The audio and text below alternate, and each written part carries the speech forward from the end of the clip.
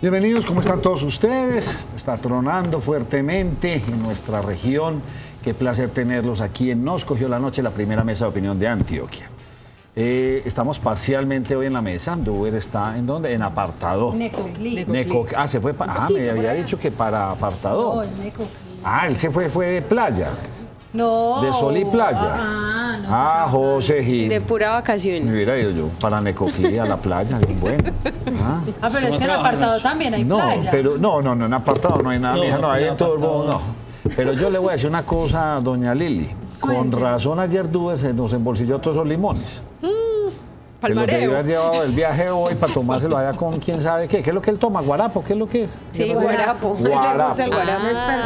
Un experto en guarapo. Yo pensé que era para el mareo. Bueno, señores, bienvenidos. Muchas noticias. Primero quiero saber, a ver, Liliana, cómo me amplía usted más la información. ¿En qué va entonces lo de Medimás, que ya vi que salieron pues muchas personas a opinar, a decir que no se podía hacer esto, que esa persona se había tomado atribuciones, que no debería cancelar? Cuéntenos un poco. Vea, Nacho, si quiere le propongo algo. Ahorita estaba hablando con Germán. Germán tiene una parte, yo tengo otra, y también reacciones de las personas que conocen muy bien el tema de salud.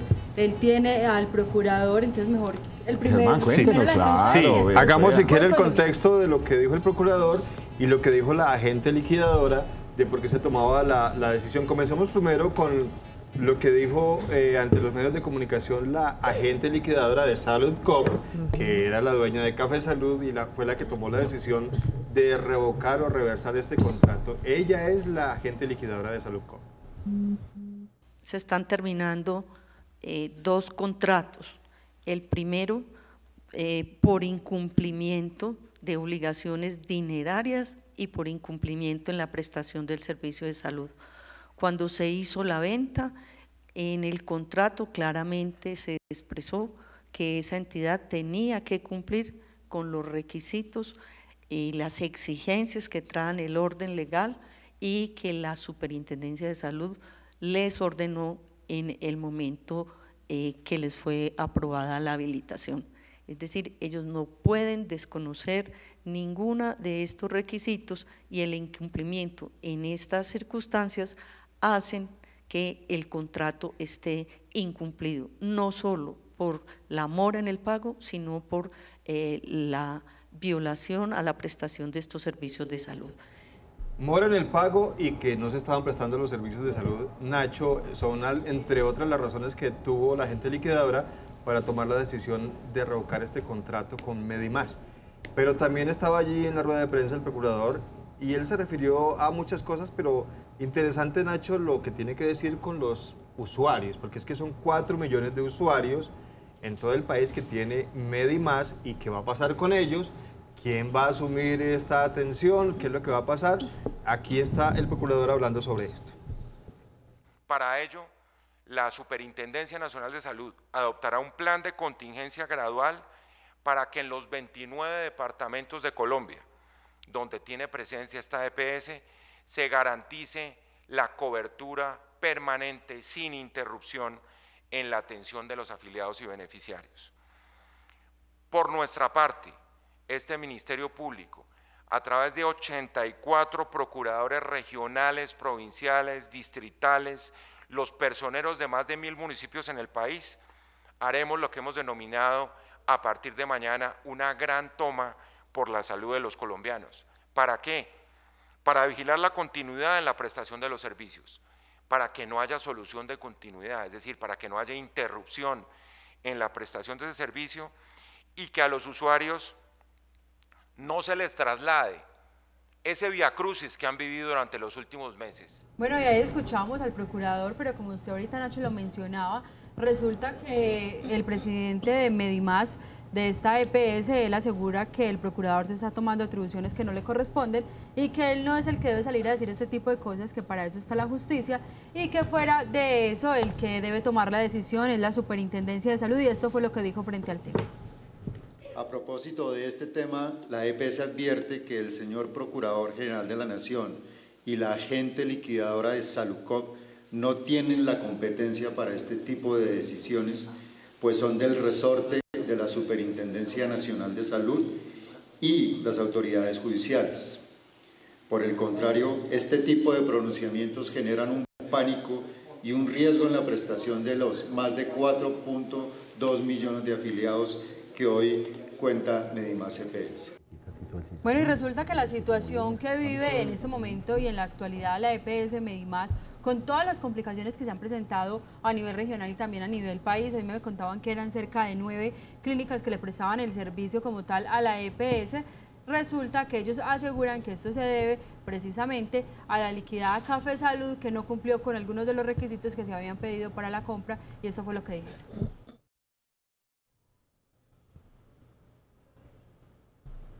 Salud EPS es el causante del conflicto societario que afectó el inicio de la operación de Medimás y el consecuente cierre de créditos para el pago del activo intangible a través de la emisión de un acta de asamblea de accionistas de la EPS proferida de manera ilícita. Dicho hecho es de amplio conocimiento por parte de la liquidadora y fue oportunamente denunciado ante la Fiscalía General de la Nación, que conoce el caso. Segundo, Café Salud EPS incumplió con el cronograma de reconocimiento de acreencias a su cargo en favor de los accionistas de Presnuco, que debería surtirse a más tardar en agosto y septiembre de 2017, pero que finalizó por su culpa en el mes de marzo de 2018, lo que le produjo pérdidas a Presnuco por más de 160.000. Bueno, ahí encuentran ustedes la explicación que ellos entregan frente a la situación que está viviendo en este momento esta EPS, y como usted, Nacho, me dijo ayer que buscara qué iba a pasar, nosotros hoy consultamos con alguien en la ciudad de Medellín, quien efectivamente le da la razón a las declaraciones que entrega el presidente Medimás cuando menciona que no es competencia del procurador, pero él pone 3 alternativas de lo que posiblemente pueda suceder. Una de ellas, él es Luis Alberto Martínez, que lo hemos tenido acá, de AESA. Él menciona, que una de las posibilidades es que no pase nada como siempre. 2, que entre a intervenirla como tal el gobierno nacional y que sea gerenciada por el gobierno nacional y manejada por el gobierno nacional, a pesar de que los otros sean los dueños. Y la tercera, y la más viable, mencionan ellos que debe ser sin duda la liquidación de esta EPS, porque ya han demostrado que les quedó grande prestar el servicio de salud a los más de 4 millones de usuarios que tienen a nivel país. 4 millones de damnificados, esperemos que esto se resuelva próximamente y que no se vayan a quedar en el limbo, porque con la salud no se juegue. Y aprovechando que usted está hablando tanto, Lili, yo vi que usted publicó hoy como una captura. Ya, Nacho, Sí. es que usted me coge ahí. No, usted sabe de qué Nacho, estoy sí, hablando. resulta que en redes sociales se viene haciendo viral, nosotros ya lo publicamos en nuestro Facebook, sin duda el tema de inseguridad y de robos en la ciudad de Medellín, al parecer parece una historia de no acabar. No sé si podemos ir viendo el video. Resulta que la policía, en compañía de la comunidad, capturó a una persona. Ahí están viendo ustedes, esto es cerca al Sena, ahí por la Oriental, pero escuchemos un poquito lo que dice quien graba el video.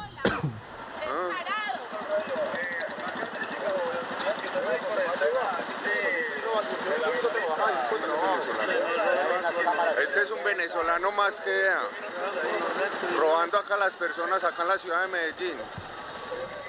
Nacho, pues ahí tienen ustedes el video. En redes sociales la gente anda indignada con este tema, y fuera de eso, porque él dice en el video que él no estaba robando, que él simplemente trabaja como trabaja todo el mundo, y fuera de eso porque muchas personas dicen que muy mal hecho que los venezolanos se vengan a hacer esto a nuestra ciudad. Otras personas dicen que hay que dejar a un lado un poquito el estigma hacia los venezolanos, y ese es el video que nos hacen llegar a través de nuestras redes sociales. Los venezolanos que están trabajando legalmente, Sí.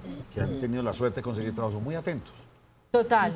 Ahorita fui a comprarme Sí. un sándwich por allí y qué atención tan maravillosa, o sea, me sorprendió. Y son los perjudicados con las actividades Claro. delictivas de los otros, Sí. que son los que están robando, asesinando, en fin. Vimos una moto ahí, Julián, y pues mostremos esto, que esto es sorprendente. Ayer un televidente llega y me vuelve y me regañan, y entonces que es que los políticos, que los ladrones, y yo le respondía a este televidente que no, que es que aquí es que somos todos, aquí no Todos. vemos la hora de hacer la trampa.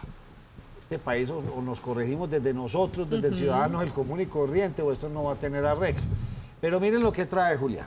Nacho, mire, esta es la nueva técnica ya pues detectada por las autoridades de cómo los delincuentes que andan en moto pues hacen de las suyas para poder escaparse de las autoridades. Veamos las imágenes en el video, ahí pueden ustedes ver cómo accionan ellos pues estas placas y pues ante la indignación de los ciudadanos que dicen que es más costoso ese sistema que lo que vale la moto, Nacho.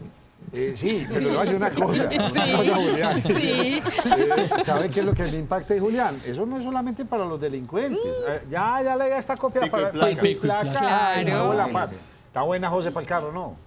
Para todos, para el suyo y para el mío. Porque No, algunos pero- llegan y les ponen el papelito que hemos mostrado las No, imágenes aquí. Nacho, pero a veces hasta una chaqueta, un buzo, Claro, lo el tiran maletín. y Ponen lo algo pagan. colgando Sí. eso. Renegamos de los políticos Y y vea. de todo eso. ¿Y qué estamos haciendo los ciudadanos? Sí. Un porcentaje, no sé si muy alto, pero tratando de hacer la trampa por donde sea y como sea. ¿Cuándo será que vamos a cambiar de pensamiento?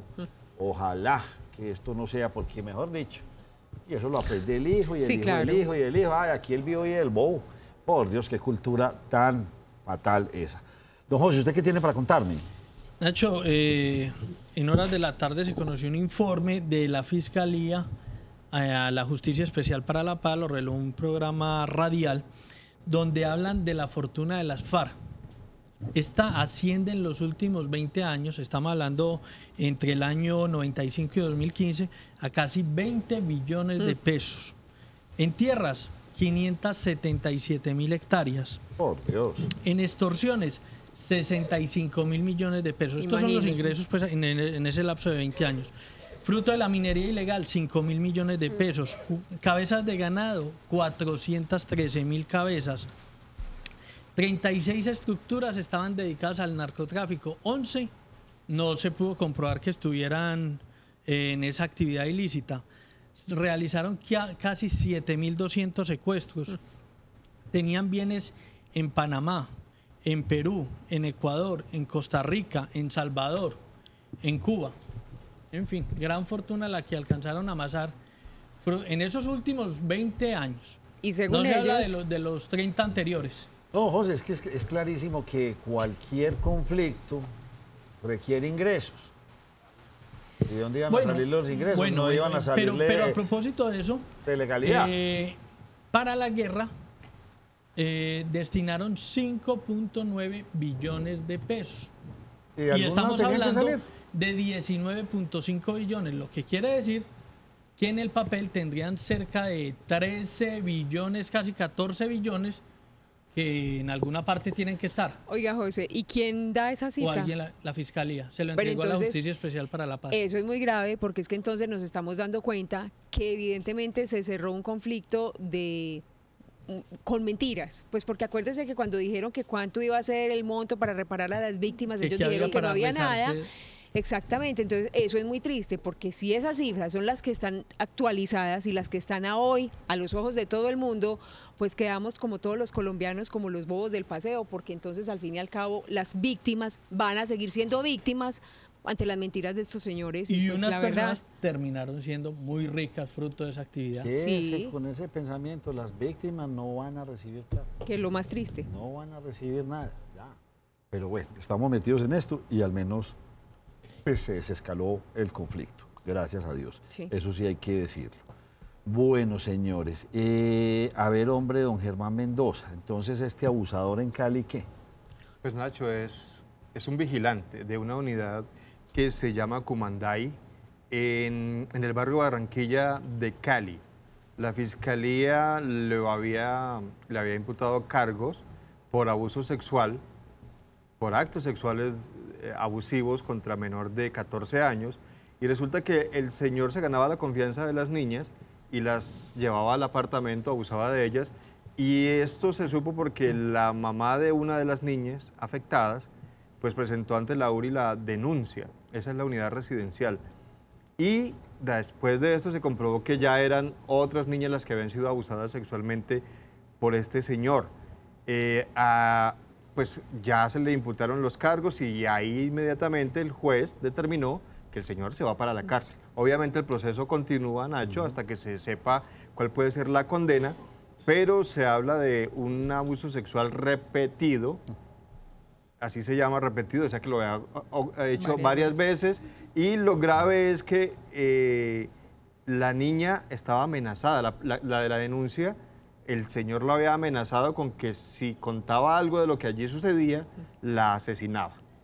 Pues hombre, sigue siendo muy válido toda esta propuesta y este proyecto de ley de castración o de cadena perpetua o hasta pena de muerte, porque yo le voy a decir una cosa, Germán. Como esta niña, ¿cuántas no habrán en Colombia en la misma situación, amenazadas y calladas? Sí, pero Nacho, mire, asesinadas, amenazadas y asesinadas como la niña de Fundación, que aprovecho para contarle, porque acuérdese ese caso que estremeció al país de la niña que fue asesinada y posteriormente incinerada por un señor que se llama Adolfo Arrieta en el municipio de Fundación, en Magdalena. Lo iban a linchar y la policía tuvo que llevárselo para evitar que esto ocurriera. Lo que estaba pendiente, Nacho, de conocerse por parte de Medicina Legal era si había habido o no abuso sexual. Pues la gobernadora del Magdalena, ella se llama Rosa Cotes, confirma el informe que le entregó Medicina Legal de que en efecto esta niña que se llamaba Génesis Rúa, sí fue abusada sexualmente. Aparte del abuso, la asesinó y la incineró allí en un patio donde él tenía su camión estacionado. O sea que, mire, ahí está otro de los casos. Obviamente el señor está en la cárcel actualmente, pero vamos a ver cuánto será la condena, lo que a usted siempre le preocupa. Sí, Margarita María Osorno me pone una pregunta bien interesante frente a este caso. Nacho, las de la guerrilla, ¿qué? Por Dios, ¿cuántas niñas en la guerrilla? Menores de edad. Sí, señor. Porque es que aquí se habla de una ley es para las menores de edad, no niñas por debajo de los 10 años ni de los 8, no. Menores de edad, violadas, por Dios, donde eso se destape, donde muchas de estas niñas que ahora ya son adultas empiecen a contar. Y hace poco hubo un testimonio. Sí, porque ellas tienen una organización precisamente de mujeres que velan por los derechos humanos de ellas, para la reivindicación de sus derechos y que no sea una nueva repetición. Y por eso ellos están muy de acuerdo con que no se, digamos que no se tenga ese delito tan conexo a la parte política como defensa, pues porque en muchas ocasiones lo que decía los integrantes de las FARC es que era una forma de reclutar para ingresar gente pues a sus filas y que esto no pasaba, pero en esas organizaciones, como le decía Lina Moreno, hace días, hace más o menos unos 2-3 meses salieron algunos perfiles contando las denuncias de los abusos sexuales que habían sido. ¿Será que van a pagar? Sí. Veremos, amanecerá y veremos. ¿Hubo una explosión hoy, Julián? Una explosión, sí, Nacho. Eso se registró en el barrio Enciso, donde lamentablemente resultaron afectados con graves quemaduras 2 menores de edad, uno de 16 años y uno de 2. Resulta, Nacho, que pues ellos se encontraban solos en su casa y cuando el mayor le iba a preparar el desayuno al niño para llevarlo a la escuela, pues hubo una explosión.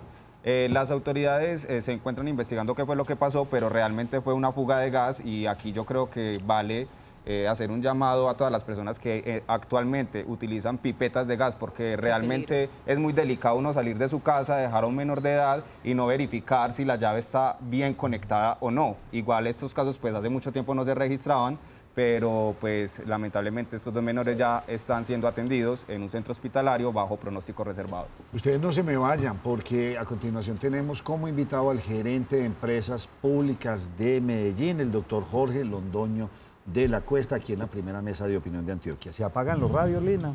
Sí, señor. ¿Cómo le parece que en el oriente antioqueño... Yo leí eso y dije, ¿cómo van a apagar el radiocito, por Dios?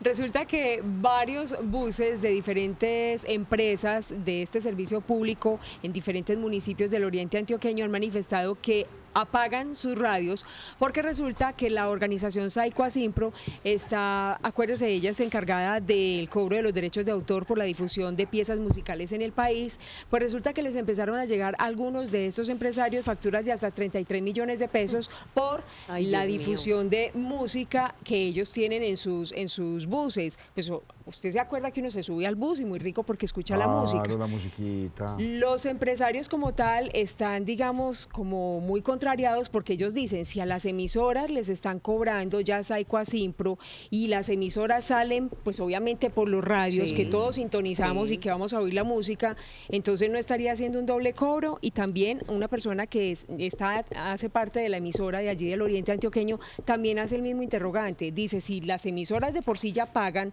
pues entonces, ¿cómo así que el transporte público también va a tener que hacer un pago adicional? Entonces, le cuento que el descuento... Pero buena inquietud la suya. O sea, si yo sintonizo una emisora de radio que su función es estar en todas partes. Claro. Y ellos ya pagan Saico así, entonces si yo la sintonizo en un transporte público, ¿por qué tengo? Entonces ya pago la emisora y yo tengo que pagar. Claro, no, es que no deberían. No sé, pero... Y para rematar esos montos, pues un bus no da esa plata en un año. No, exactamente. Entonces, es que sí son muy elevados los costos que tiene Saico y Asimpro, y además pues porque nosotros tenemos conocimiento por lo que nos toca acá como canal, pero lo que dice Moreno es totalmente cierto, o sea, eso es un doble cobre y finalmente no creo que le llegue al cantautor el dinero. Todo el recaudo, pues la verdad, no solo de eso se encarga. No, pero sí les llega. No, sí son juiciosos, hemos visto, no. Ahí no, yo pensaría que pues, puede haber cuestionamiento, pero sí sabemos que están irradiando esos dineros a muchos artistas. Pues entonces les cuento que a raíz de todo esto, ya muchos de los autobuses que prestan el servicio mandaron desmontar los pasacintas para que no haya la menor duda de que no están haciendo era con pasacintas. Unos tienen pasacintas, otros tienen. Pues los radios. No, yo sé, pero es que me encanta la palabra pasacintas. No, es que sí. En la época del taco. No, es que así a como mí me tocó los tacos, con unos cassettes así, este tamaño grande, me metía en un hueco gigante, ¡pa! Y eso va para 3 canciones. Que llamaban así los cartuchos, sí, gigantes. Así fueron las declaraciones de algunos de Lina, estos ¿y usted cuántos propietarios. cassettes tiene? No, yo hace 1000 años que eso ya no. Pasacintas, wow. Así lo denominaron, Nacho. Bueno, Yasmín, ¿usted qué nos quiere contar? Bueno, Nacho, yo vuelvo con el tema de Bello, con lo del parqueadero y servicios de Bello, porque el juez penal del circuito de Bello, Luis Armando Vázquez García, le presentó una orden perentoria para que tanto el inspector de policía con funciones de control de espacio público, Julián Andrés Yepes Estrada, y el capitán del área metropolitana de la Policía Metropolitana, Oscar Antonio Gómez Heredia, no acataron. ¿Cómo, perdón? Es general. El general, para que, digamos que de cierta manera, por parte escrita, manifiesten el por qué no acataron la orden de suspensión del desalojo que se estaba llevando en estos últimos días en ese parqueadero. Hay una orden impuesta por él que decían suspendan inmediatamente todo ese procedimiento que estaban haciendo. Ellos no acataron la norma y siguen estando en el parqueadero de Bello, entonces ahí ya se va otro lío judicial por no acatar precisamente la norma del juez penal del circuito de Bello. Vamos a hacer una muy breve pausa, volvemos con ustedes enseguida con nuestro invitado, el gerente de empresas públicas de Medellín. Recuerden seguirnos en Facebook Live, estamos con todos los contenidos de nuestro programa en YouTube, lo buscan en el canal Cosmovisión, Nos Cogió la Noche, le dan suscribirse y ahí nos pueden seguir.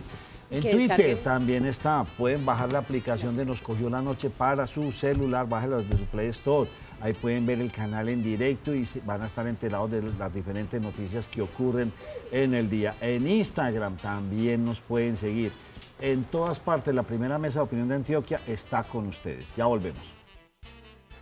En caso de querer otra vivienda, busca primero en masificados.com o en los clasificados impresos de El Colombiano. Publica tu clasificado impreso y digital en el 339-3333 o en las oficinas de El Colombiano. Encuentra casa, carro, empleo y todo lo que necesites en masificados.com.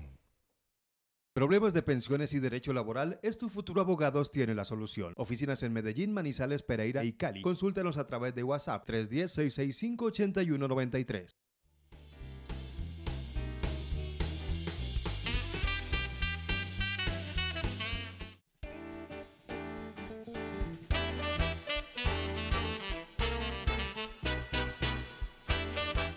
Bueno, le damos la bienvenida a la primera mesa de opinión de Antioquia, al gerente de empresas públicas de Medellín, el señor Jorge Londoño de la Cuesta. Bienvenido al programa. Buenas noches, Nacho, y a todos los de la mesa también muy buenas noches y gracias por la invitación. Bueno, aquí, por ejemplo, Liliana, se sueña que nos den alguna primicia, pero yo creo que ya casi que todo está contado. Y no, Nacho, hay información nueva. Hay información nueva.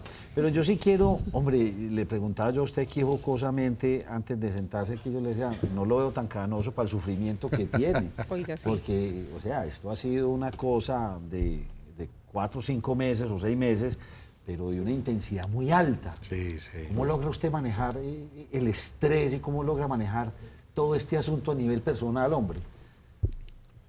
Pues a ver, la mejor fórmula que yo tengo para manejar el estrés es tomar las decisiones, o sea, no acostarse con decisiones pendientes. Lo que más estresa es uno saber que tiene cosas pendientes por decidir y no toma la decisión y no toma la decisión. Y eso se le va acumulando a uno y eso es lo que le quita el sueño o lo que pues, le va pesando. Cuando uno va tomando decisiones, va liberando, entonces lo que más se pueda tomar decisiones, tanto mejor. Muy consultadas y muy concertadas, o muy me toca tomar la decisión y no me da tiempo de consultarla ni con el abogado ni con el ingeniero, sino que aquí se fue. No, el estilo mío generalmente es un estilo como reflexivo, de mucho contexto, de mucho análisis. Yo no soy una persona impulsiva. Mire, yo he sido un gran defensor de Hidroituango y pienso que ese proyecto está salvado y siento que va a salir adelante. Yo aquí lo he dicho en muchas oportunidades, lo dije, no, yo pienso que es que de pronto desde la administración se la jugaron a pintar el peor panorama posible para que no se tuvieran sorpresas. Pero soy un convencido, uno después de mirar y ver cómo es y la inmensidad de esto, uno diría que este proyecto sí se va a salvar. Vamos avanzando, Nacho, vamos avanzando. Digamos que yo, por sintetizarlo y para tratar de comunicarle a la opinión pues, cuál es el problema, lo condenso en 3 áreas, en lo que es la presa, lo que son los túneles de desviación y lo que es la recuperación de casa de máquinas. En la presa ya fortalecimos el enrocado, estamos en este momento haciendo una pantalla de concreto en el centro de la presa para mejorarle la impermeabilización de la misma. Eso va muy bien, o sea que ese riesgo de una avalancha de grandes proporciones desapareció. Ese es un riesgo que está pues, muy fuera del radar, muy fuera del radar. En este momento apenas va empezando el invierno, apenas estamos... ¿Usted está feliz oyendo esos truenos y estos rayos? No, porque necesitamos que suba y que empiece ya a verter por el vertedero. Eso, entonces hoy la presa está, perdón, el embalse está en la cota 375 aproximadamente y empieza a verter por la 401, o sea, nos faltan 26 metros de altura. ¿Cuántos días para llegar allá con estas lluvias? Con estas lluvias difícilmente sube 1 metro diario donde estuviera lloviendo, pero en realidad estas lluvias que estamos viendo acá en Medellín no hacen parte de la cuenca del Cauca, sino que son la cuenca del Porce, del río Medellín, del que termina por allá. O sea, estas ahorita llegan, pero muy allá después de la represa. Llegan a Nechí abajo. Sí, por eso, ya ahí no sirven. Llegan a Nechí. En la cuenca del Cauca todavía no está lloviendo. Todavía no está lloviendo, entonces hoy le está llegando a la presa aproximadamente unos 550 metros cúbicos por segundo, cuando Casa de Máquinas está evacuando 650. Entonces está llegando 100 menos de los que salen, por lo tanto el embalse, en vez de subir, está bajando lentamente. ¿Qué esperamos? De que esos 26 metros desde aquí a noviembre se alcancen. Muy bien. Bueno, pero Nacho nos habló de la presa, pero no nos habló ni de los túneles ni de la casa de máquinas. Juan Guillermo Álvarez, qué bien es invitado. Ese señor es un caballero, gerente, no renuncio. Algunos concejales son populistas dedicados en las sesiones, aquí le voy a leer para que vea, en las sesiones para acusar y no para buscar soluciones. Aquí ya empezó esto, empieza todo el mundo a escribir. Bueno, vamos... Túneles, y quiero dejar de último sala de máquinas porque le tengo una pregunta ahí interesante. No, el tema de los túneles... debate de túneles y que no se hicieron y que si cemento y que los 14 metros y todo que enseguida tendremos que hablar del reporte del gobernador, obviamente. Explicarlo acá, pues, eso es un poquito complejo, pero haremos el intento. Pero ¿en qué estamos con los túneles? Son 2 los túneles que se taponaron espontáneamente con derrumbes. El primero de ellos, el que llamamos Lagad, a ese hay que hacerle un trabajo de taponarlo completamente. Ya logramos a tener acceso a ese túnel. ¿Cómo hicieron eso? ¿Por encima o con buzos? Por otro túnel que llama la descarga intermedia, y hay unas galerías que conectaban a la descarga intermedia con esa galería auxiliar. Ya hay forma de entrar por otros accesos que están hechos en la montaña. Sí. Qué bien esto. Sí, pero primero teníamos que hacer un trabajo de refuerzo de taponamiento a la descarga intermedia. Ya ese trabajo se finalizó. Venimos avanzando en muchos frentes y yo creo, aquí ya después vamos a tener que quitar otro tapón para poder entrar la maquinaria para hacer los trabajos en esa galería auxiliar de desviación. Eso va bien, Pero está el túnel derecho. recuerden, son 3 túneles los que desviaban, el izquierdo, el derecho y el auxiliar. El túnel derecho, una tarea muy importante que teníamos era poder perforar desde un sitio superior para llegarle allá e inyectarle concreto. Ya en este momento hemos hecho 20 perforaciones de 60 que necesitamos hacer. Y una vez terminemos esas 60 perforaciones, empezamos a inyectar el concreto para empezar un pretaponamiento, o sea, llenar esa masa, hacer como una masa amorfa de concreto, que sea un pretapón inicial. Cuando ya se calmen un poquito más las aguas, entramos por otro lado a hacer un tapón definitivo. Pero eso nos va a tomar también por hasta finales de año. Pero una buena noticia, digamos, para las comunidades aguas abajo, que ha sido siempre nuestro foco principal en la toma de decisiones. La presa ya la tenemos muy bien, como lo decíamos, y estos túneles, por el proceso de derrumbe y de creciente que hubo, arrastró mucho material y tenemos confirmado de que están bastante taponados naturalmente. O sea, la probabilidad de que un túnel de estos vuelva a destaponarse en forma espontánea es muy, muy bajita también. Y entonces, conforme vamos avanzando en la construcción de estos pretapones, pues ya el riesgo es mínimo y nosotros creemos que al marranito de diciembre las cosas van a estar muy bien. Ya lo vemos más optimista. Sí. Bueno, porque de allá devolvernos... Y aprovecho, no me lo han preguntado, pero sí conecta con esto, y entonces como el riesgo ha bajado tanto, ya la mancha de inundación que tiene establecida el PMU es de 8.100 metros cúbicos, o sea, hay un posible riesgo, una creciente de 8.100 metros cúbicos, que yo creo que en los próximos meses va a bajar todavía más ese riesgo, pero ya están retornando, ya empezó el retorno de 1.500 familias de Puerto Valdivia a sus viviendas. Allá voy, le tengo una pregunta. ¿Cómo hacer, después de todo lo que ha pasado en estos días, tantas versiones de un lado y de otro, para devolverle la confianza a esas personas que van a volver a sus tierras? Que el día de mañana no digan, no, es que de pronto esto se cae, esto se viene, y mejor dicho, barre con todo el mundo. ¿Cómo van a hacer para devolverle la confianza a ellos? Sí, no, fundamentalmente cuando nosotros ya entreguemos la pantalla completa de la presa y cuando hagamos el taponamiento de los túneles, ahí, recuerden ustedes, el ANLA nos pidió un perito que certificara que esos trabajos verdaderamente mitigaban los riesgos para las comunidades aguas abajo. Este perito, esta es una firma suiza que ya contratamos, se llama POIRI, y él va a certificar de que las cosas nos van a quedar muy necesitas. ¿Cuánto le vale a la compañía?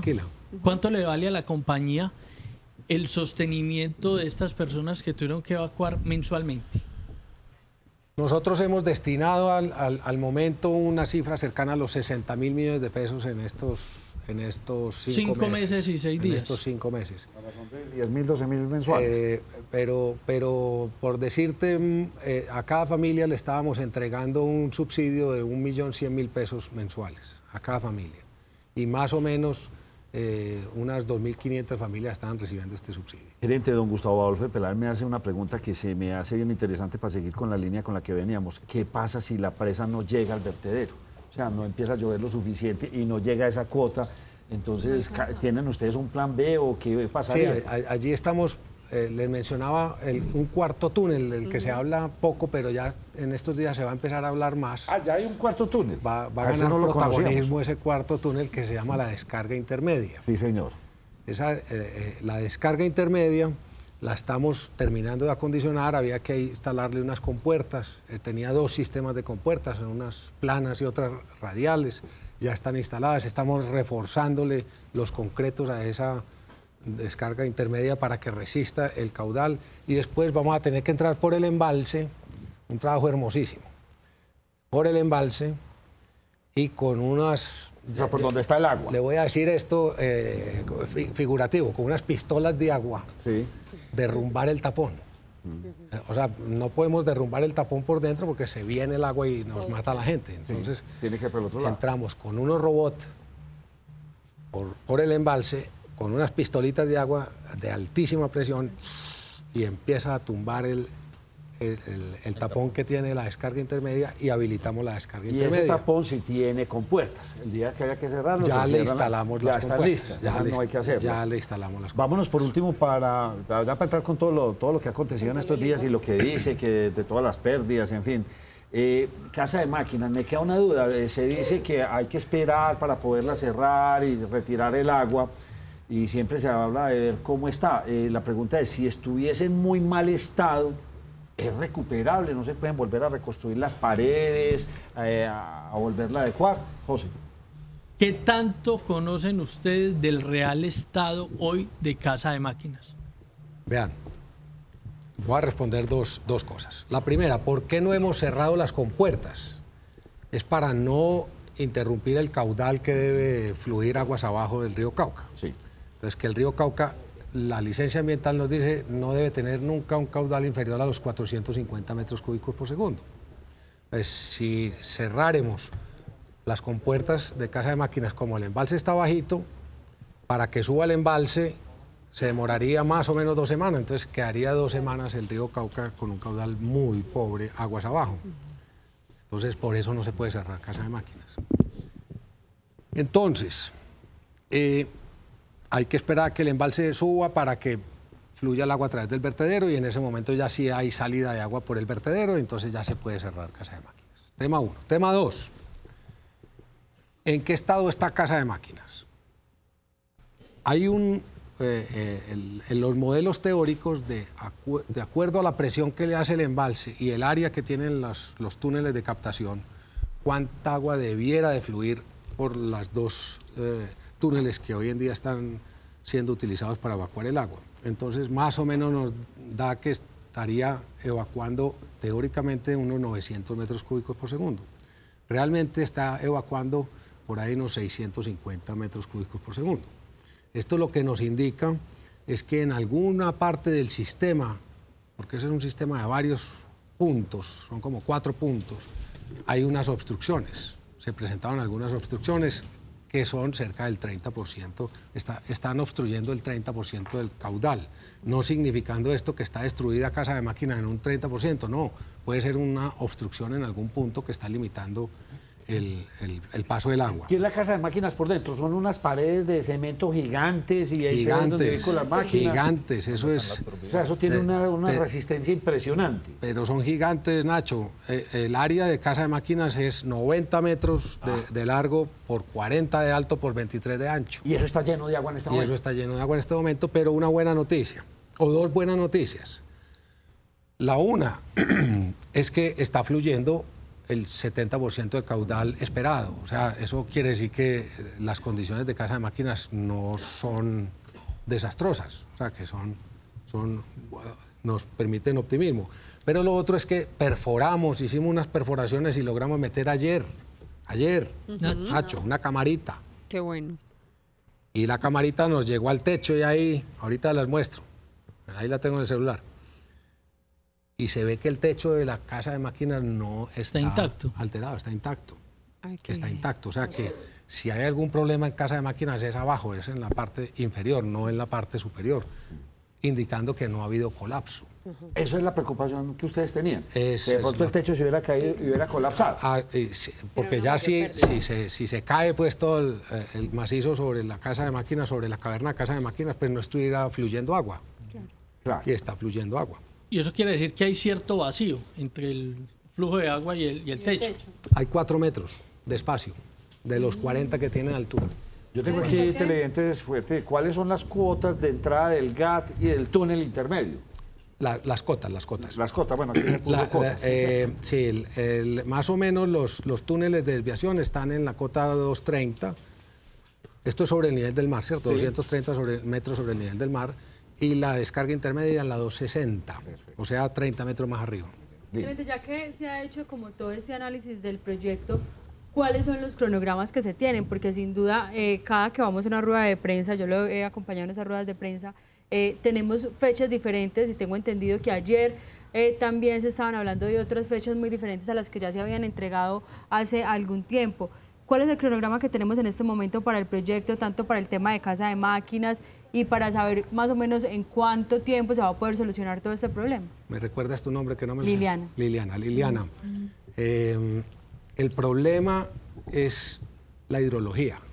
O sea, ojalá dormiríamos más tranquilos todos, sabiendo que en tal fecha vamos a hacer algo, pero aquí lo que necesito es que el embalse suba para que fluya por el vertedero y eso me libera la posibilidad de hacer el cierre de caja ya se queda lleno y empieza siempre a botar por el vertedero y ustedes ya lo dejan quietecito. Y ya se fue el caudal. En este momento sube, baja y no hay que hacer lo que llegue. En caso tal de que... Entonces, meses atrás pensábamos que iba a llover normal y no está lloviendo normal, ya está lloviendo por debajo de la media histórica. Ya estamos empezando el Niño. No sé si ustedes han escuchado que estamos empezando un periodo de Niño. En septiembre, por ejemplo, llovió al 90% de la media histórica. Llovió menos de lo que se esperaba.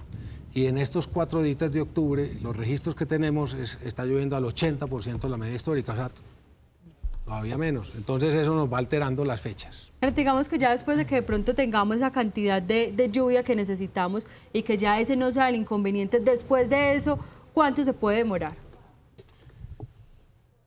Ahí hay que hacer todo un análisis de riesgos. Entonces, es muy bueno que el embalse suba para reconfirmar 2 cosas que nosotros estamos muy tranquilos, pero que es muy bueno que la estemos observando y chequeando. Uno, cómo se está comportando la presa, porque, digamos, ese trabajo que hicimos sobre la presa empieza en la cota 385 y va hasta la 418. Hoy el embalse está en la 375, o sea, está 10 metros por debajo de ese trabajo que realizamos. Entonces, conforme vaya subiendo el embalse, vamos viendo el comportamiento de la presa y confirmando de que lo que se hizo pues quedó muy bien hecho. Y lo mismo, conforme sube el embalse, la presión del embalse sobre el macizo y sobre los túneles es mayor, entonces confirmar que los túneles no tengan un aumento de caudales, que no vayan a presentar un aumento de caudales. Entonces, si tenemos estabilidad en la presa, ya con el embalse alto, y tenemos los túneles también estables y quietecitos con el embalse alto, ahí ya podríamos estar pensando en tomar la decisión de hacer. Esto fue una cadena de errores. Esto viene de administraciones anteriores. ¿Por qué caer en estas circunstancias? ¿Qué es lo que se está hablando continuamente? A ver, el evento original es un evento que al día de hoy no tenemos establecido claramente qué lo origina, que es el taponamiento que hubo del túnel auxiliar. Si ustedes recuerdan las fotos, esa chimenea que se hizo, ese volcán que se hizo y cayó sobre el túnel y lo taponó. Puede haberse causado por uno de 3 grandes motivos. O hubo errores de diseño, o hubo errores de construcción, o hubo fenómenos geológicos imprevisibles. Entonces todavía no podemos decir que sea un error. Se contrató una firma chilena que no ha participado en ningún momento en el desarrollo del proyecto para que haga ese estudio que se llama un estudio de causa raíz. Coge toda la información, todas las hipótesis y va descartando una por una hasta que llega a una hipótesis final que presentaremos a la opinión pública en el mes de noviembre. Entonces le pregunto, entonces por ejemplo fue un error del constructor, entonces ahí tiene que responder el constructor sobre esto. Ahí ya se desatan, pues claro, una... O sea, ¿En cuál escenario responden las aseguradoras? En cualquiera de ellos, porque digamos las pólizas tienen pues unas cláusulas de exclusión que no necesariamente cubren, pues no excluyen todo el aseguramiento que tiene el proyecto. Nosotros tenemos 3 pólizas. Una póliza es de responsabilidad civil extracontractual por 50.000 millones de pesos, otra póliza es de daño material por 2.500 millones de dólares y la tercera póliza es de lucro cesante que nos cubre cada unidad de generación durante 12 meses, lo que hubiera generado durante 12 meses con un deducible de los primeros 3. Entonces, no necesariamente dependiendo de las causas que encontremos, excluye todo el ramo de aseguramiento. Y entonces, ¿por qué salir a vender estos otros activos y estas otras inversiones internacionales y no esperar primero a reclamar los seguros? Porque ustedes habían hecho esa gestión muy bien hecha. Sí, porque el tema de daño material, para entrar a casa de máquinas y hacer la evaluación de qué se dañó, eso puede tomar todavía varios meses para poder hacer la reclamación por daño. Pero hacer la reclamación por daño y todo este proceso de ajuste es un tema que no dura pocos meses. Eso calculamos nosotros que puede durar cerca de 2 años. Y lo mismo el lucro cesante. Si hoy no sabemos exactamente cuándo vamos a poner a entrar una máquina a generar, pues todavía no está definido cuál es el lucro cesante que se estaría generando en el proyecto. Entonces, lo que nosotros estamos calculando en forma conservadora es que el dinero que le pueda entrar a la compañía por seguros le puede estar entrando en el año 21.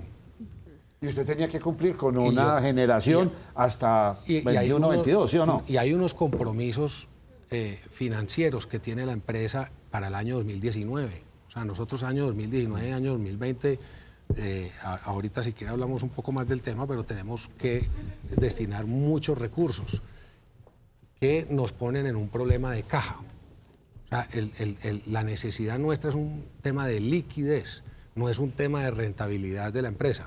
De hecho, EPM, este año 2018, como están las cosas hasta el día de hoy, donde no hubiera novedades en el último trimestre del año, la empresa va a dar aproximadamente unos 2 billones de pesos de utilidad y va a generar una EBITDA de 5 billones de pesos. Pero nosotros tenemos el año entrante que hacer inversiones muy grandes en mantenimiento y modernización de redes, tanto de energía como de acueducto alcantarillado. Tenemos que honrar unos compromisos con el sector financiero, de deuda con el sector financiero. Tenemos también que hacerle transferencia al municipio de Medellín. Tenemos que hacer inversiones, tenemos esas 3 cosas, inversiones, transferencias y deuda. ¿Y para todos esos compromisos hay caja hasta cuánto? A ver, estamos terminando unas debidas diligencias con algunos bancos que nos han venido apoyando durante muchos años y durante el pasado reciente. Y nosotros esperamos que hacia finales del mes de octubre ellos nos aprueben el desembolso de unos créditos que ya teníamos aprobados, que ya se había aprobado el monto del crédito, pero el desembolso sí teníamos que esperar que se hicieran estos trabajos que van por muy buen camino. Pero el tema más o menos, para responderte en forma concreta, se nos puede apretar un poquito la caja por allá en junio del año entrante. Gerente, respecto a este tema, ¿se va a tocar los bolsillos de los ciudadanos? Porque se empieza a hablar de que el cargo de confiabilidad empieza a subir, es precisamente para tener recursos para este caso de Hidroituango. ¿Es cierto o no? No tiene. Perdóneme que le interrumpa, yo quiero complementar esta pregunta que hace Lina, porque a mí me han llegado unas fotocopias, yo pues las queríamos analizar con calma, unas fotos mejor de las facturas y de varios ciudadanos que nos escriben a nuestras redes sociales diciendo, mire, me está subiendo mes a mes y antes el consumo es menos, ¿cuál es la explicación? Pregúntele a la EPM.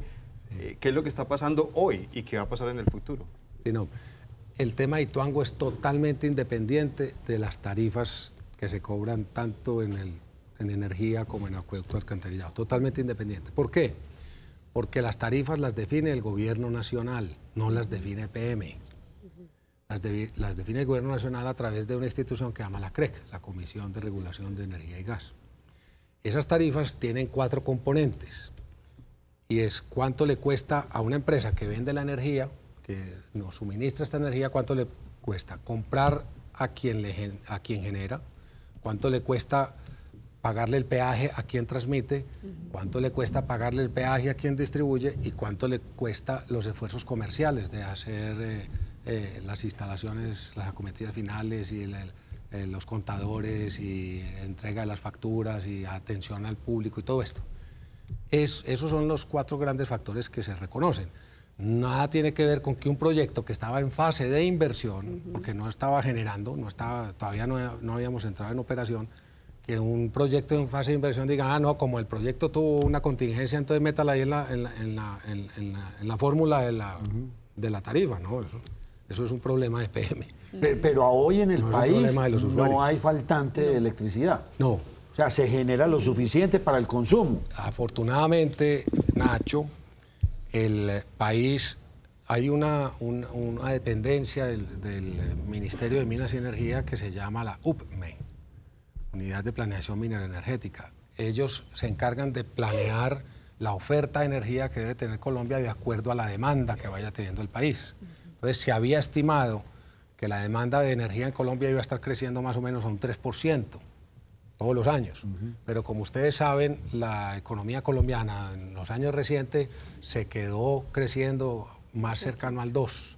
Y eso abrió un espacio, eso abrió un delta que hoy en día hay oferta suficiente de energía para atender la demanda más o menos hasta el año 2021. O sea que aquí no vamos a tener problemas de oferta de energía, por lo menos para el año 19, 20 y 21. Para que se queden tranquilos los televidentes, doña Exacto. Claudia Milena, ustedes tampoco definen los subsidios que da a los estratos 1, 2 y 3. ¿Eso es política de gobierno y no de ustedes? Sí, ¿O sí señor. tiene que ver?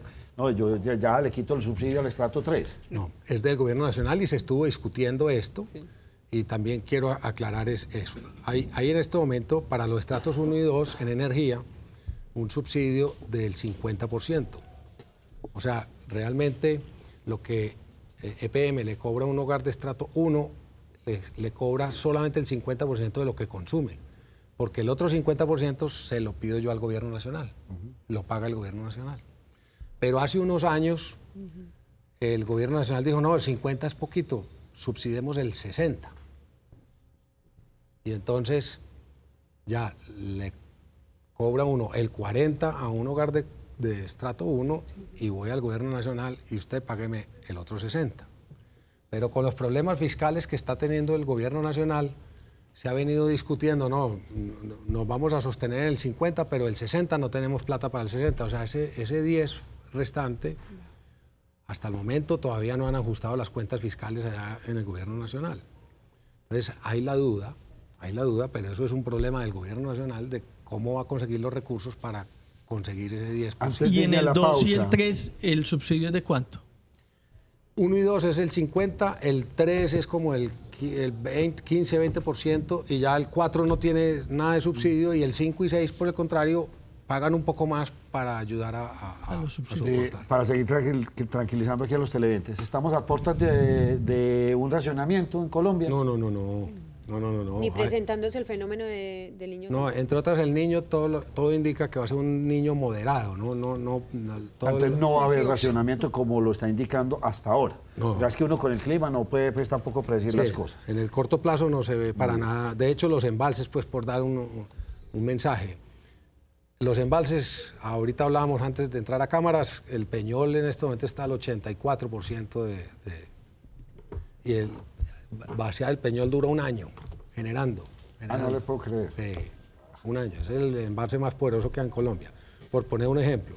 Lo otro es que ya también hay suficiente oferta de gas para que las térmicas hagan la generación, que las empresas de generación térmica tengan el suministro de gas para generar, que fue una dificultad que se presentó en el Niño anterior, que teníamos un Niño, poquita agua, pero tampoco había suficiente gas. Aquí ya hay mucha mejor agua, los embalses están en muy buen nivel y hay muy buen gas y hay suficiente oferta de energía, como lo digo, de presentarse una posibilidad de razonamiento, podría darse por allá en el año 2022, si solo si no se desarrollan nuevas fuentes de generación en estos 3 años o no entra Ituango en estos 3 años, pero para eso falta. Vamos a hacer una breve pausa, enseguida vamos a hablar de ese estudio de la Nacional, vamos a hablar de todos estos permisos del medio ambiente, en fin, trataremos de seguir explorando todo este asunto de Hidroituango, empresa de antioqueños que la queremos mucho y estamos deseando que le vaya muy bien. Ya volvemos. La próxima parada, aventuras por las vías, emoción por las carreteras de mi región. La próxima parada. Hola, ¿qué tal? Bienvenidos. Yo soy Juliana Cardona y esto es La Próxima Parada, hoy en la ruta nocturna, así que bienvenidos. Hoy estaremos disfrutando en diferentes lugares del oriente antioqueño como Llano Grande, el sector de La Fe, el sector de Don Diego, con diferentes opciones nocturnas para que ustedes se programen y pasen un buen momento también en familia. Así que bienvenidos, esto es La Próxima Parada.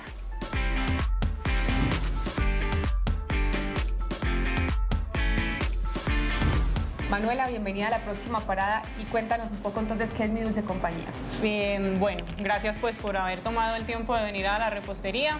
Mi Dulce Compañía es el resultado de buscar un estilo de vida tranquilo. Pues yo soy chef, me especialicé en pastelería y repostería y decidí ocupar un lugar en el mundo donde la gente pudiera venir sin afanes, a probar algo, a conocer el lugar, preguntar y pues qué más que tomarse un buen café y comer algo recién horneado.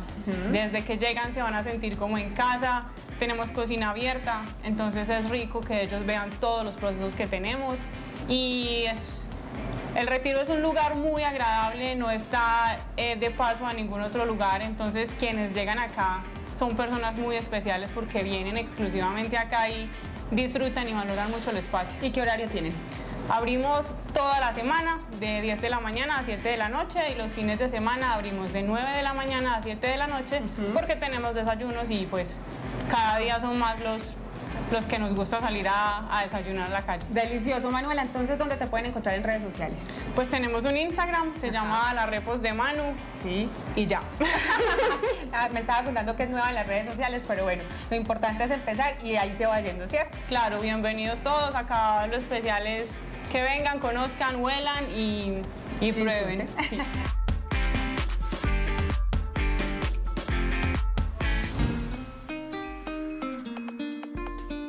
Una experiencia totalmente nueva para mí fueron los sabores orientales que vienen condensados en los rollitos de sushi. Me atreví a probar nuevos ingredientes de la cocina y me conquistaron. Sushi 7 es una excelente opción para probar en compañía de amigos o familia.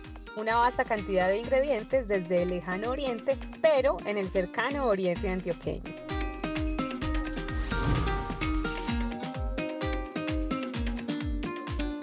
La próxima parada, aventuras por las vías, emoción por las carreteras de mi región. La próxima parada.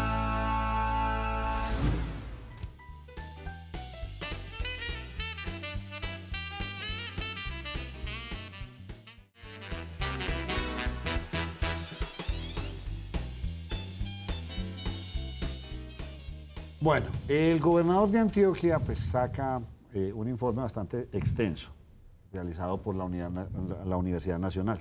Informe que tengo entendido usted no conocía. Todavía no conozco. Ah, todavía no lo conoce. Entonces, ¿quién mandó a hacer este informe? La Gobernación de Antioquia. La Gobernación de Antioquia. Nacho, y precisamente sobre eso yo sí quisiera de pronto hacer algunas preguntas porque nuestros televidentes lo piden. Nosotros aquí hablamos de todo lo que dijo el gobernador y sí sería muy bueno que el gerente de pronto nos dé un poco de claridad. El gobernador manifestaba que una de las grandes preocupaciones es que la Universidad Nacional, cuando se hizo el tercer túnel o el túnel de desviación que usted ahorita nos mencionaba, se habla que, por ejemplo, ese tercer túnel no contaba con la cantidad de concreto necesario y que es un túnel que no puede aguantar más de 1.200 metros cúbicos por segundo y que es muy normal que el río Cauca vaya a o tenga esa cantidad de agua y de presión.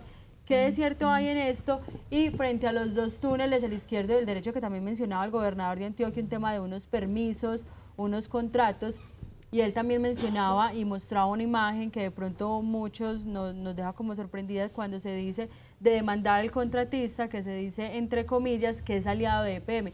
¿Qué quiere decir con aliado de EPM? A ver. Desde el principio. Vean. El informe de la Nacional lo contrata la Gobernación de Antioquia. ¿Por qué? Recuerden ustedes que el gobierno nacional, cuando ocurre la contingencia, por un lado, acepta la oferta de que el Cuerpo de Ingenieros de los Estados Unidos viniera a hacer un análisis de riesgos. Y por el otro lado, el Ministerio del Medio Ambiente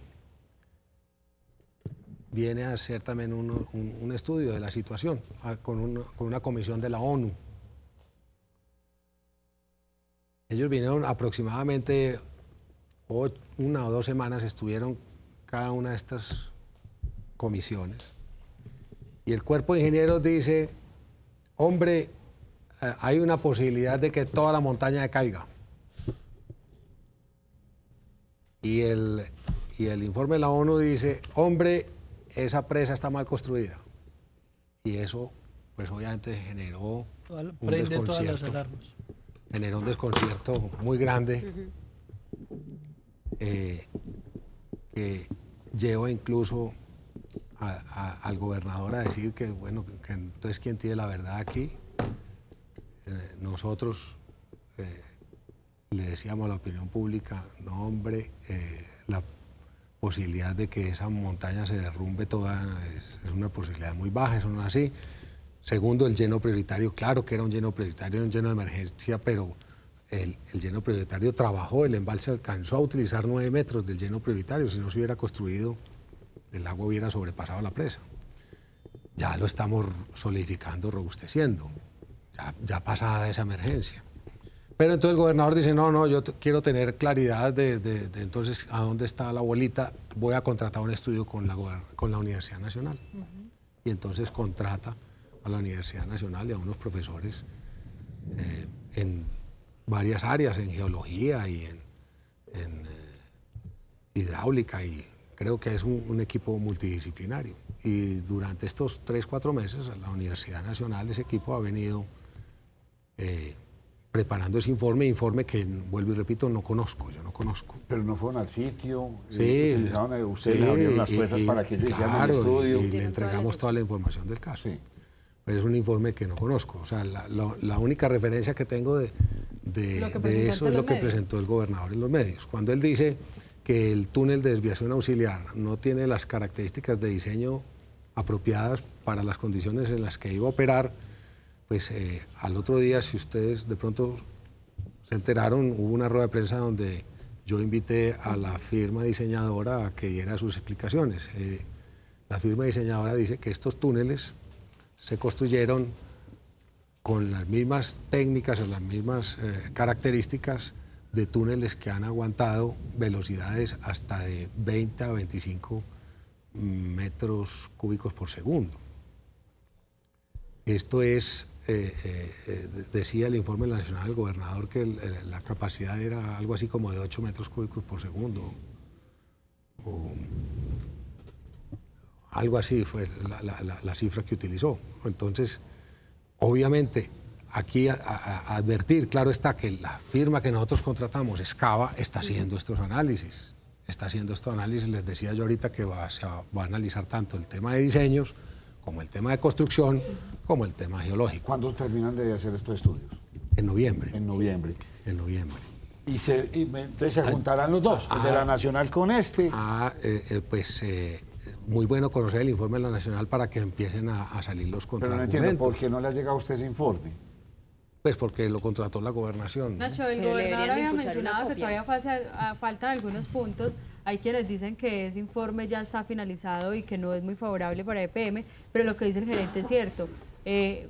Solo se conoce lo que mostró el gobernador de Antioquia en la asamblea departamental, que incluso él lo dijo en repetidas ocasiones, todo lo puso entre comillas, muy textual de lo que decía el informe, pero hasta ahí no se conoce más, aunque el gobernador se comprometió a poner el informe público, me imagino que también lo enviará a EPM.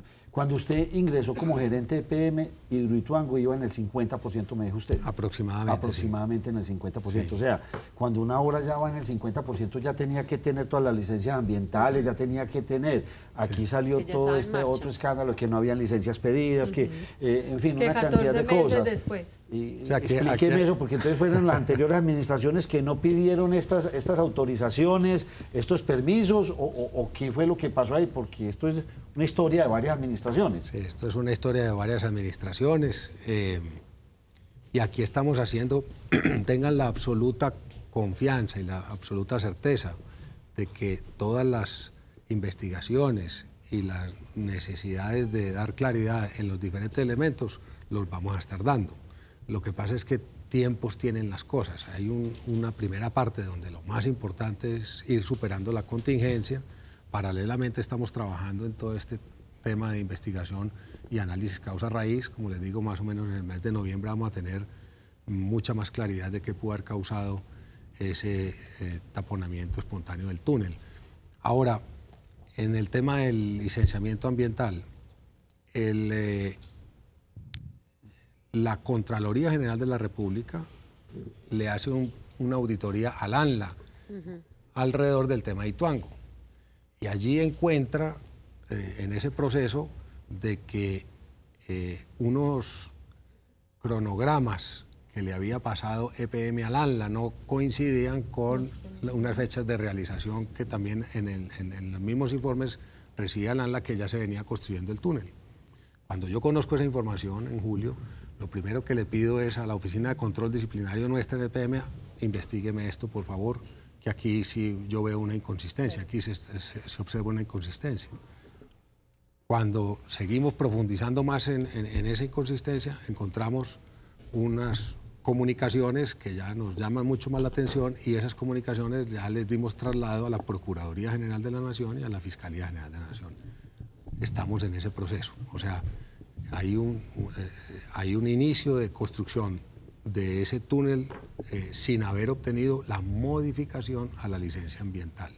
La modificación finalmente se obtuvo, y se obtuvo de acuerdo a lo que se construyó, pero se inició la construcción antes de tener esta modificación, y eso lo estamos. ¿Y eso se inició en el gobierno de quién? Porque a mí me dicen que usted es exageradamente prudente con la responsabilidad que tienen anteriores administraciones en lo que está pasando en el proyecto.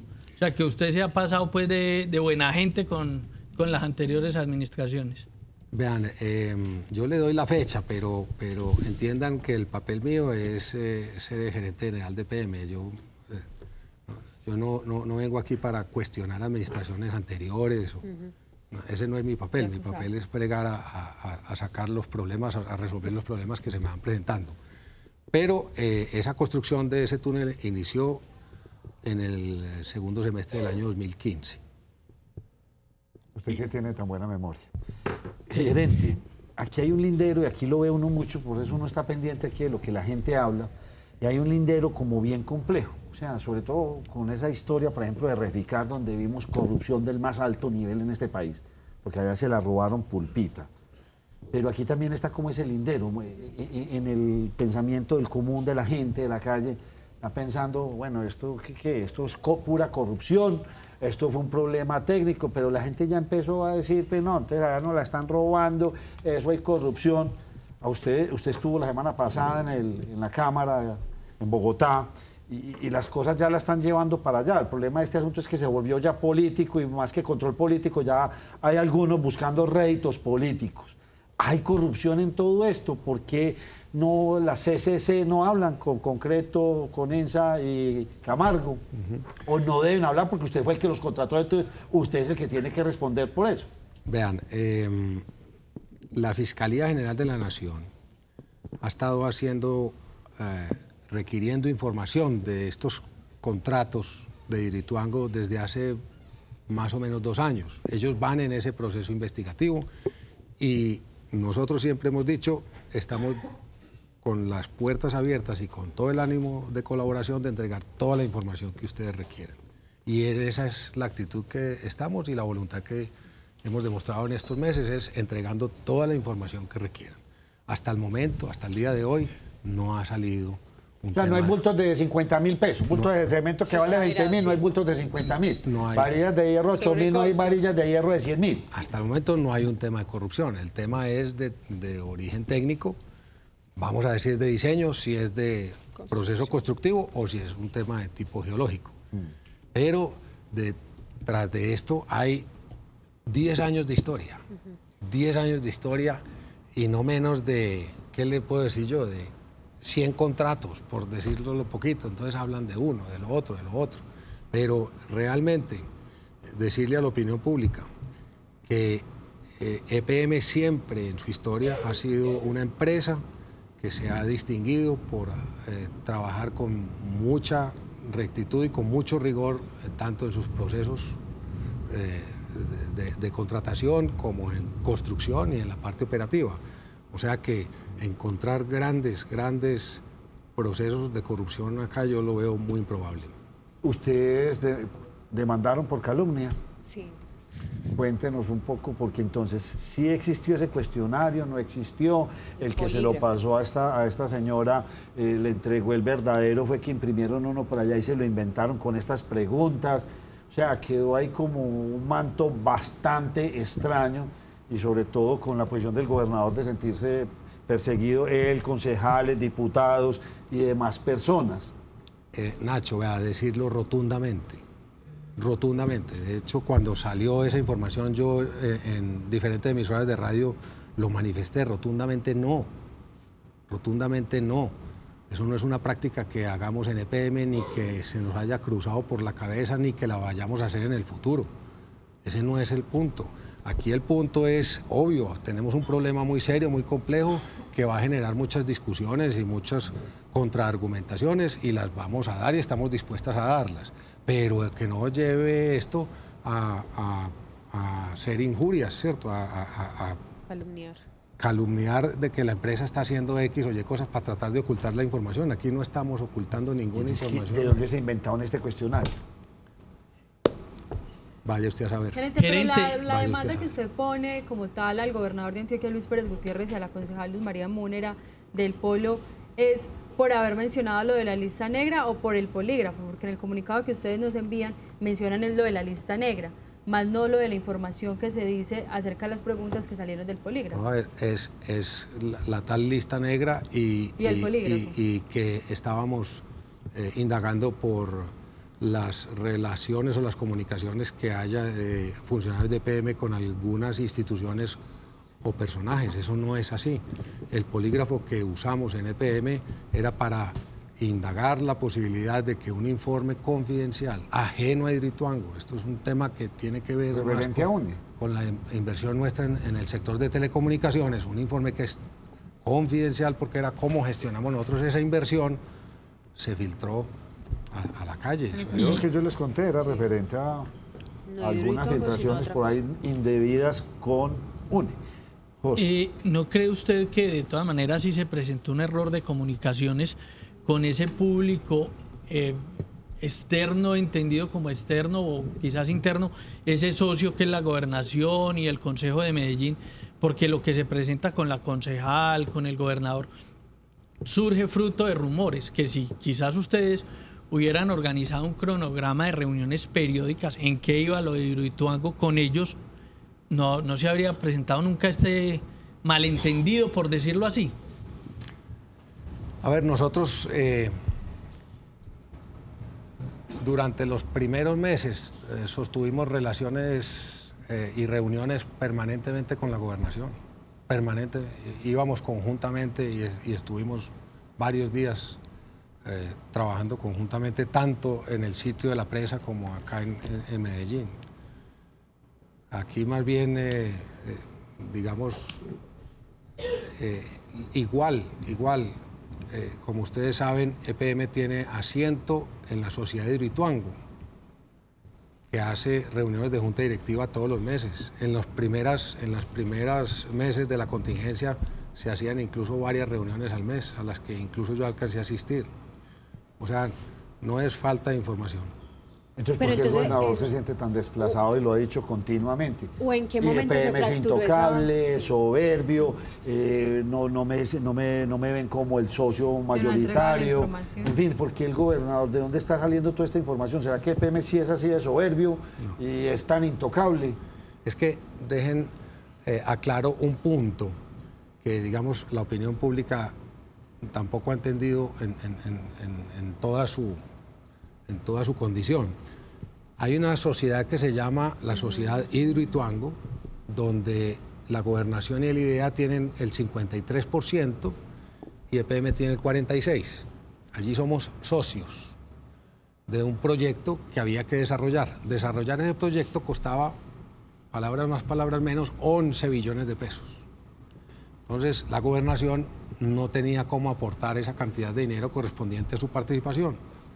EPM dice, no, nosotros estaríamos en capacidad de hacer ese proyecto, nosotros lo realizamos, y entonces se crea una segunda relación, ya no societaria, sino contractual, y EPM entra a ser el constructor del proyecto a través de un contrato que se llama BOOMT, que significa en inglés Build, Owner, Operate, Maintenance and Transfer. En español, ¿qué significa? Que EPM en su lo construye, lo opera, lo maneja, lo hace todo. Lo construye, lo posee. Sí. Lo posee aún, lo posee, lo opera, lo mantiene y cuando recupera su inversión, lo transfiere. Muy bien. Entonces, durante la fase de construcción y hay una parte de construcción y donde EPM es el poseedor del proyecto. Entonces, la información fluye es a través de la junta directiva, pero no necesariamente todas las decisiones de tipo operativo tienen que pasar por la mano de la gobernación, no necesariamente, porque esa es responsabilidad de EPM. Entonces, ahí hay una confusión que hay que aclarar, que no necesariamente el gobernador tiene la necesidad de estar informado de cuánto detalle y cuánta decisión de tipo constructivo se va realizando. ¿Está alejado usted del gobernador? No, yo lo único que estoy pidiendo, Nacho, es que demos las discusiones y las contraargumentaciones y todas las diferencias que haya que darse. El mismo contrato establece dos mecanismos, unos mecanismos técnicos y unos mecanismos jurídicos para dar esas discusiones, pero que no nos salgamos, no se desborde esto a manifestar injurias. Pues. Vamos a hacer una breve pausa, la dejo entrada porque si no me coge la noche aquí, le vamos a aguantar a usted otros 10 minutos más o 15 aquí en el programa. Volvemos con ustedes enseguida. La próxima parada.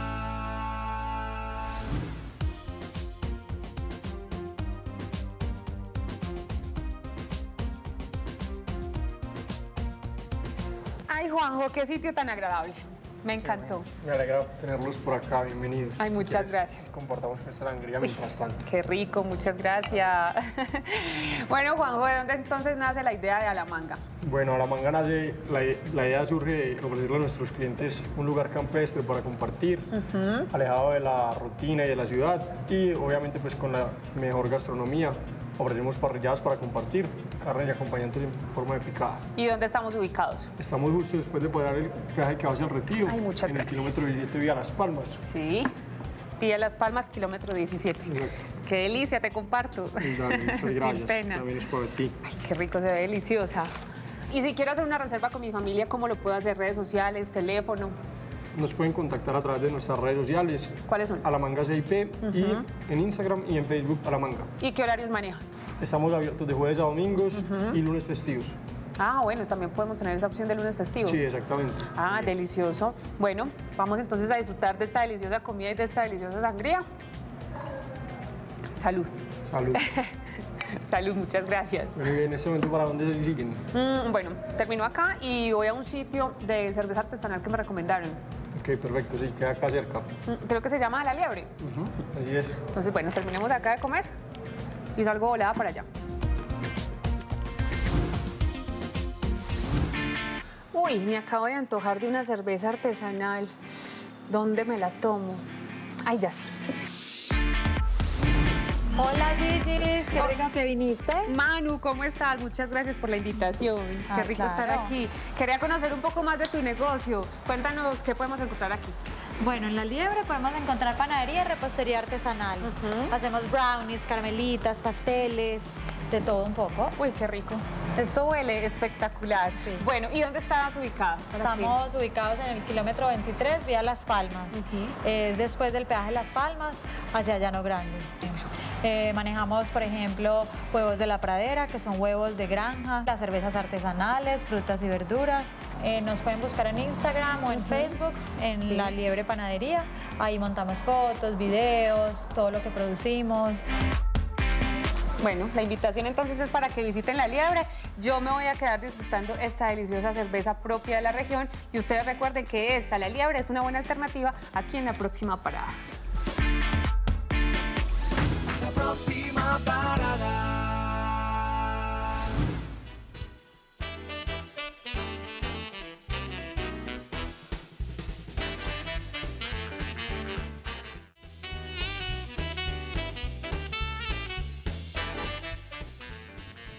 Continuamos en Nos Cogió la Noche con el gerente de EPM, el doctor Jorge Londoño de la Cuesta. Su pregunta, Yasmín, después con usted, Lina Moreno, para que entremos allá a rematar. Bueno, no, cuando se dio toda esta problemática y digamos que todo el inconveniente con la hidroeléctrica, hay muchos rumores que va a haber un despido grandísimo de muchas personas debido como al ajuste presupuestal que tienen que hacer. ¿Qué tan cierto es esto? A ver, está la gente de la obra, conforme va avanzando y terminando los trabajos de la obra, pues claro que se acaba el contrato de las personas. Allí pues obviamente se ha disminuido el número de trabajadores porque hemos venido finiquitando. Por ejemplo, el vertedero ya está terminado, 100% terminado, entonces la gente que estaba trabajando en el vertedero ya no está trabajando en el vertedero. Y en EPM, ya en lo que es en EPM, las decisiones que hemos tomado, pues la primera de ellas es que había un conjunto de contratos a término fijo y se limitó significativamente la posibilidad de renovar esos contratos a término fijo. Pero a término indefinido, de momento, la compañía no ha tomado ninguna decisión significativa. Si ha salido una o dos personas es por cosas totalmente ajenas pues, al tema de los ahorros que estamos buscando. Sí, se está haciendo en este momento, estamos haciendo un trabajo como hay que hacer un nuevo direccionamiento estratégico, hubo que hacer una alineación al direccionamiento estratégico por toda esta circunstancia, pues obviamente una organización se construye de acuerdo al direccionamiento estratégico y estamos viendo a ver cómo va a quedar esa. Lina, su pregunta. Otro tema que causa revuelo es la venta de activos. ¿Cuáles serían esos activos y a qué plazo? Sino lo que le propusimos al Consejo de la ciudad era que nos permitiera enajenar las acciones que tenemos en ISA. Nosotros tenemos el 10% de ISA y la idea entonces, si el Consejo nos aprueba la venta de ISA, terminamos de hacer el proceso con la banca de inversión de traer pues, posibles oferentes por estas acciones y está recibiendo el dinero más o menos en el segundo trimestre del año entrante. ¿Y qué opina usted de lo que dijo la concejal María Paulina Aguinaga? Que pues, leímos, sí, que dice que una no. propuesta pues, muy interesante y muy bien justificada. Y donde dicen que ese es un activo estratégico. Ajá, para capitalizar. Y que ha venido creciendo lo que... Y aquí ha crecido. Vean, nosotros estudiamos 3 meses internamente cuál era la mejor decisión que nosotros considerábamos para enajenar algunos activos y la decisión que tomamos fue vender las acciones de ISA. Entonces, pues muy respetable la opinión de la concejal María Paulina, pero la decisión nuestra y lo que estamos sometiendo a consideración y aprobación es la venta de las acciones de ISA. ¿Y lo que hay en Chile y en otros lados? Y lo que hay en Chile... ¿Esos negocios están produciendo? ¿Chile, lo de Centroamérica o todavía están en ese...?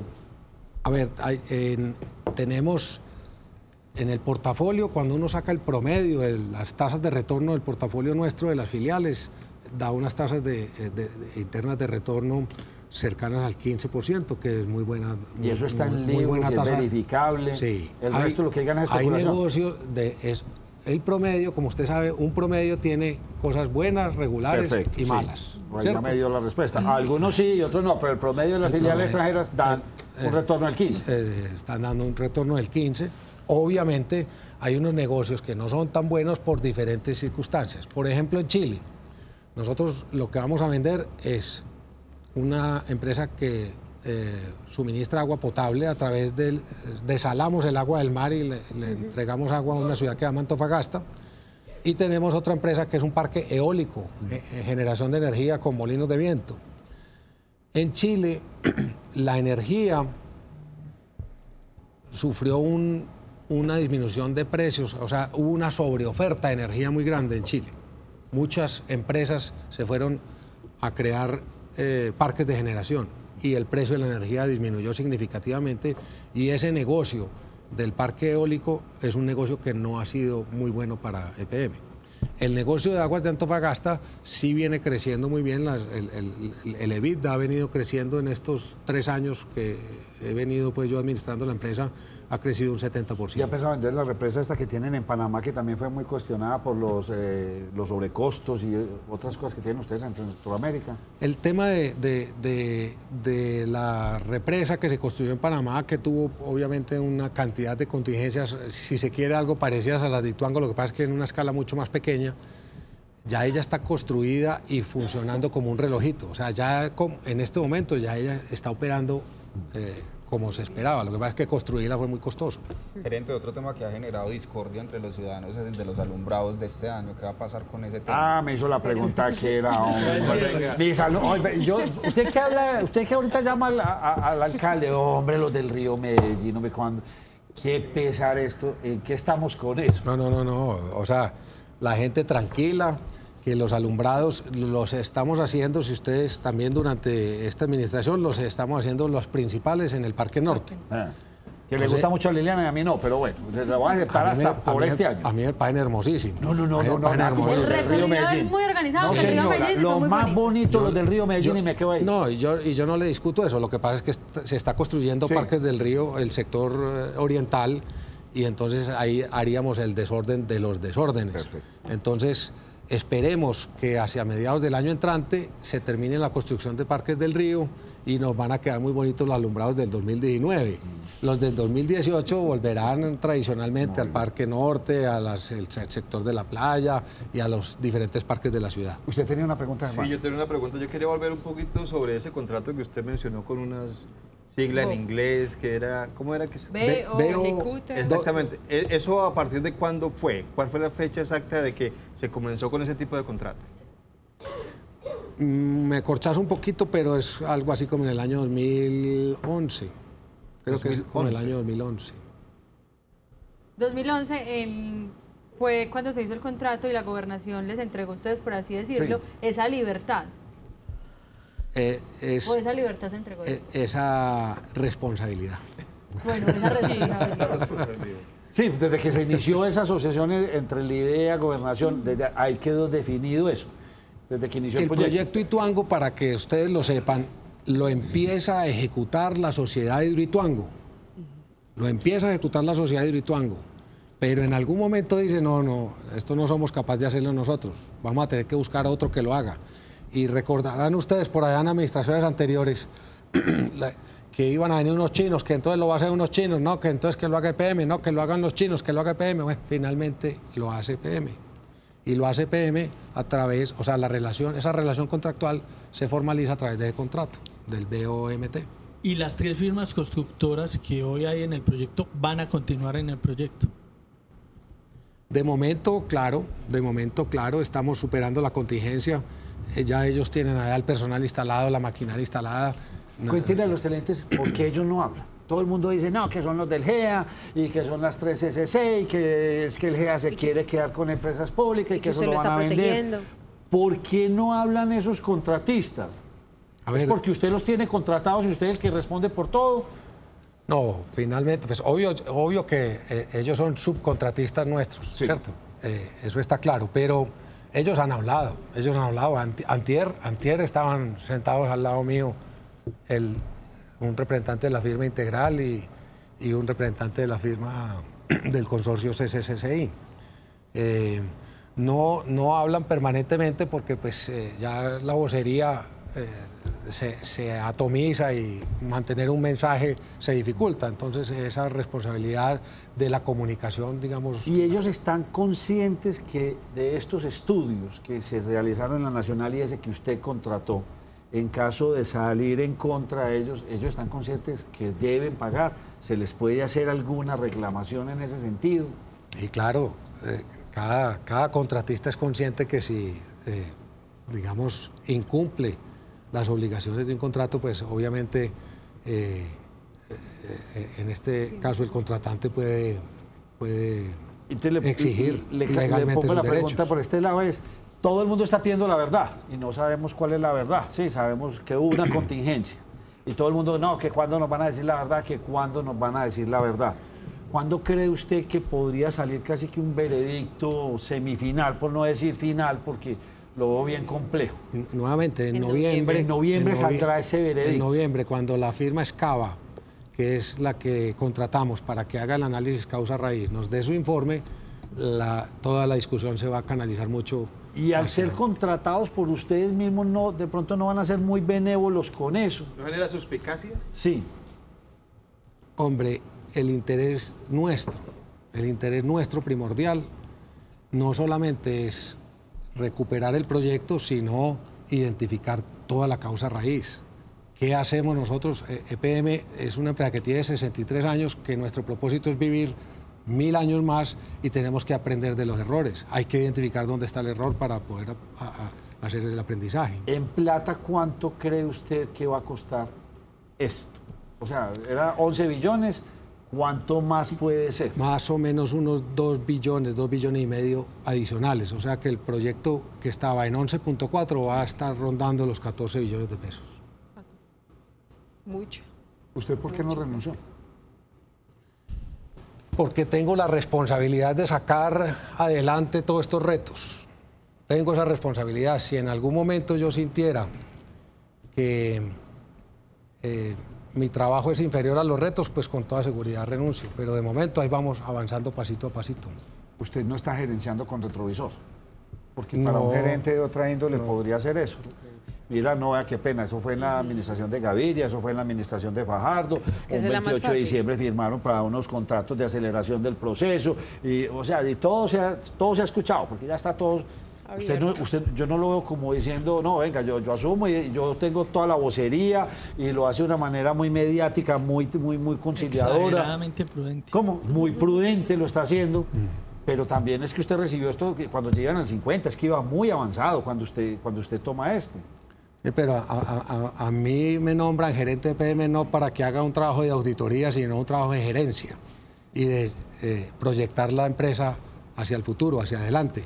Nos han ocurrido una serie de circunstancias que hemos tenido que afrontar e intentar resolver. Yo soy muy optimista de que en unos meses pues ya este proyecto va a estar canalizado y va a estar rumbo a la recuperación. Y está preparado psicológicamente para enfrentar a todos los políticos que lo van a citar a cuanta cosa hay. Nacho, porque ahora no dicen nada, pero espero y verá que cuando empiecen campaña. Precandidatos, sí, no, total, ya, después del 27 de octubre, nosotros pensamos que usted iba a renunciar el 27 de octubre, porque usted estaba dentro del ramillete de candidatos a la alcaldía de Medellín. Pero con todo este cuento, pues todo se cambia, pero ahora empezará el ataque y se vuelve cuestión de campaña. Y aparte porque es que no va a ser solamente el proyecto de la hidroeléctrica Ituango, sino que también está el tema de las víctimas que se han manifestado, como lo es Ríos Vivos. ¿Qué va a pasar con todo ese tema? Pues vean, este problema, lo he dicho yo en otros espacios, es un problema multidimensional. Tiene como 8 aristas. El problema técnico, el problema financiero, el problema organizacional, el problema comunicacional, el problema de atender los entes de control, el problema político. Entonces aquí no nos podemos desesperar, aquí no nos podemos desesperar. Cada día uno de esas aristas da buenas noticias, cada día da malas noticias. Cuando yo llego a mi casa y mi mujer me saluda muy cariñosamente, ¿cómo te fue? Yo le digo, bien, regular y mal. Aquí cada día hay una cosita que avanzó, otra que se quedó medio quieta y otra que le nació otro chicharroncito. Y habrá, todos los días serán así, todos los días serán así. Pero fuera de cámaras me preguntaban, hombre, ¿usted por qué aceptó la gerencia de PM? Y yo les voy a responder por qué. Sí, porque usted trabajaba en una cosa que nos maltrata mucho a nosotros, ¿sí o no? Cuando llegan y nos dicen, no, el canal Cosmo, eso no lo ve, pero cuando usted está en redes, eso nos ve Raimundo y todo el mundo. Rating como tal. Hay un valor que existe en Medellín, en la sociedad antioqueña, y es que la clase empresarial se ocupa de lo público. O sea, hay una alianza entre lo público y lo privado que ha hecho de Medellín una ciudad que se destaca tanto a nivel nacional como a nivel internacional. Yo había hecho toda mi carrera en el sector privado, ya tengo ciertos añitos y yo quería prestarle un servicio cívico a la ciudad. Y le estoy poniendo todo el empeño y todo el compromiso a hacerlo de la mejor manera. El 31 de diciembre del año entrante, de pronto vuelvo al sector privado. ¿Le da susto de pronto que tenga algún problema jurídico en este sentido? De que lo pueda meter a usted preso. Investigaciones. O sea, no hay funcionario público que no salga con investigaciones, pero le da susto a usted. Es un riesgo que se corre, es un riesgo que corre. Para eso tenemos todo un equipo de apoyo al interior de la empresa que le va advirtiendo a uno que las decisiones que se vayan tomando pues no estén por fuera de la ley. Pero es un riesgo que corre.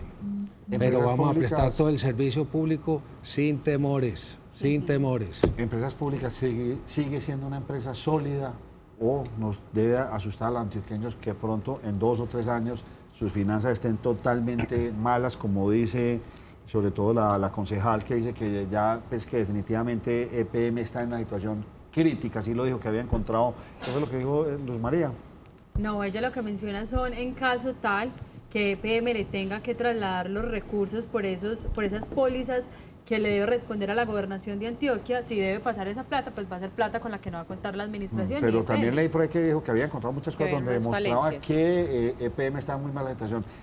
EPM a futuro, no hoy, a futuro. Está amenazado. Nacho, le respondo. Año 2018. Utilidades esperadas. Ya van a ver la semana entrante de las utilidades del tercer trimestre. Estamos creciendo al 10%. Entonces el alcalde, ¿por qué llora tanto? En EBITDA. ¿Qué vamos a hacer con el alcalde llorando y que hay que recortar? Pero el año 2018, utilidades aproximadas de 2 billones de pesos, con EBITDA de 5 billones de pesos. Y para los próximos 4 años, la expectativa que tenemos nosotros es transferirle, en esta administración se le va a transferir al municipio de Medellín algo más de 4 billones de pesos. La siguiente administración va a recibir algo más de 4 billones de pesos. O sea, la compañía tiene hacia el año 2030, que son las proyecciones financieras que tenemos hoy en día establecidas, crecimientos de ingresos y de EBITDA compuestos cercanos al 5 o 6% anual. Su pregunta. EPM es un motor de desarrollo y un motor de bienestar. Nosotros atendemos 22 millones de clientes en toda Latinoamérica. Estamos invirtiendo, vamos a invertir en estos 3 años 12 billones de pesos. Invertir, ¿qué es invertir? Hacer redes de infraestructura, de acueducto, de alcantarillado. Estamos haciendo trabajos en Urabá hermosísimos. Lo que ha hecho EPM en Urabá en estos últimos años es Ituango no ha frenado, digamos que el malecón de Guatapé, que lo de Río Negro, o sea, todas esas otras que tiene que hacer EPM per se. Precisamente, Nacho, cuando se toma la decisión de que vendamos uno de nuestros activos es para no parar ese tren de inversiones que produce el desarrollo social y económico para nuestro departamento y para nuestro país. La última pregunta y la más importante. No, yo sí quería saber lo que le acabo de preguntar, gerente, porque siempre se habla de que cuando ocurren estas cosas, que crisis, que se va a desfinanciar, que lo aquello, lo otro, es buscando la forma de venderla. ¿EPM se vende? No, no se vende. 100% pública y no se vende. Estamos vendiendo, es un jarroncito de la casa, pero no la casa. Gerente, muchas gracias por su tiempo. A ustedes muy amables por la invitación y gracias aquí por darme la oportunidad de tratar de explicar un poquito más esto tan complejo. A todos los que, o algunos, porque realmente le fue muy bien en redes, algunos aquí que no, que vendidos, que estábamos comprados, que esto es una publi, pues el gerente es muy mediático, el gerente la tiene con calma, donde se desespere, esto se vuelve en una pelea campal y terminamos damnificados todos, no solamente los antioqueños, sino los colombianos. ¿Saldremos de esta emergencia? Sí, lo veo más optimista en esta oportunidad y yo creo que es como la esperanza de todos los antioqueños y de muchos colombianos. Le reitero el agradecimiento, espero volverlo a ver por acá con muy buenas noticias cuando... Al contrario, Nacho, de nuevo gracias a ustedes y decirle a la opinión pública que vamos saliendo de la emergencia, pero esto es lentico, no se desesperen de que en 8 días ya vamos a resolver el problema, no, este problema es de varios meses hacia adelante. Muy bien, una breve pausa y volvemos con ustedes.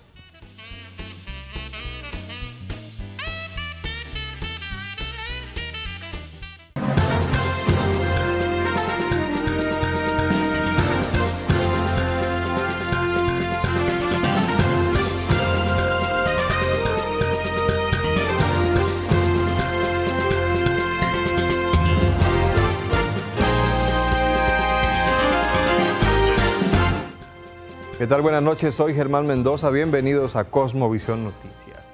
En medio de bombardeos y combates con el Ejército Nacional fueron abatidos 5 integrantes de las disidencias del Frente 36 de las FARC en zona rural del municipio de Briceño, en Antioquia. Estas personas serían los responsables de asesinar a los geólogos de la empresa Continental Gold en el municipio de Yarumal. Y según la información de inteligencia militar que se nos ha dado, corresponden a miembros de esa estructura que participaron en el cruel asesinato de los 3 geólogos.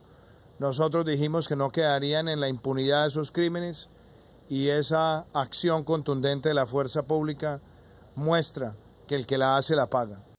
2 compañías de fuerzas especiales, batallones tácticos para controlar la situación de orden público en el Bajo Cauca antioqueño fueron algunas de las medidas que tomó el presidente de la República, Iván Duque, en un consejo de seguridad que se llevó a cabo en Caucasia.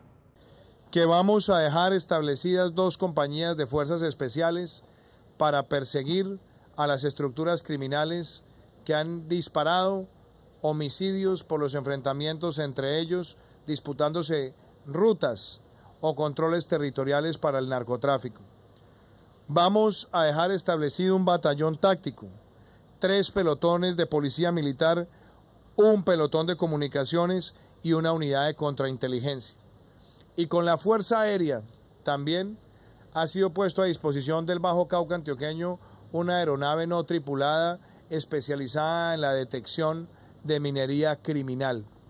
Producto de esa labor de inteligencia estratégica, estaremos avanzando en la destrucción de maquinaria empleada para estos fines. Una joven de 19 años fue asesinada de 37 puñaladas en el barrio La Francia, en la ciudad de Medellín. El cuerpo de la joven fue encontrado dentro de su propia casa.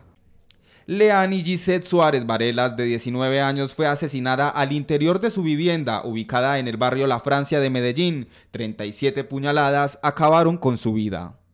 En este momento, gracias a la información que se está dando por parte de familiares y vecinos, estamos tratando de establecer cuáles fueron inicialmente los móviles para a su vez establecer las personas que cometieron, personas o personal que cometió este hecho. La pareja sentimental de la víctima y su hermanastro la hallaron hacia las 2 de la madrugada y la trasladaron a un centro médico donde lamentablemente llegó sin signos vitales. Bueno, en este caso los que nos dan la información, los familiares, su pareja sentimental, la que nos reporta al 123 el hecho que acaba de encontrar en la residencia.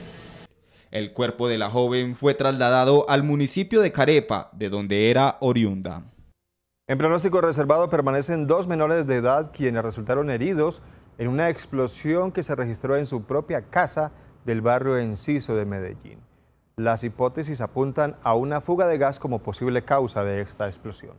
El lamentable caso se registró en el barrio Enciso, sector La Paz, cuando un joven de 16 años preparaba a su sobrino de 2 para llevarlo a la escuela. Una fuga de gas fue la detonante de la explosión que les ocasionó a ambos graves quemaduras en sus cuerpos. Pues yo hacía 5 minutos me había entrado para la cocina, yo dejé la puerta ajustada, cuando oí el estruendo salí, vi que la puerta del frente se abría hacia afuera, cuando escuché el explosivo y ahí mismo salió el pelado, el muchacho grande corriendo, salió todo quemado, sin ropa, y luego entraron y sacaron el bebé que estaba ahí. Los menores fueron trasladados a un centro hospitalario donde permanecen bajo pronóstico reservado. Y pues según la policía y los bomberos fue una fuga de gas de la pipeta, entonces todo esto voló, la puerta la pueden ver pues que inmediatamente voló y no, los 2 niños salieron acá súper quemados y ya se los llevaron inmediatamente. Una vecina de arriba cogió y se los llevó de una vez para el hospital, creo que el San Vicente. Casos como este se registran en la mayoría de veces por no tener precauciones a la hora de verificar las pipetas de gas y sus conexiones. Por eso, antes de salir de su casa, realice un chequeo y preferiblemente cierre la llave de su cilindro. Hacemos una pequeña pausa, pero en segundo regresamos con mucha más información en Cosmovisión Noticias. En caso de necesitar carro, busca primero en masificados.com o en los clasificados impresos del Colombiano. Publica tu clasificado impreso y digital en el 339-3333 o en las oficinas del Colombiano. Encuentra casa, carro, empleo y todo lo que necesites en masificados.com. Muchas gracias por continuar con nosotros. El presidente de Medimás aseguró que todas las decisiones que se tomen en adelante sobre esa EPS no son competencia del Procurador General de la Nación, sino de la Superintendencia de Salud. El presidente de Medimás se pronunció frente a las declaraciones entregadas por el Procurador Nacional, asegura que no es responsabilidad de esta entidad y que se continúa garantizando el servicio a todos los usuarios.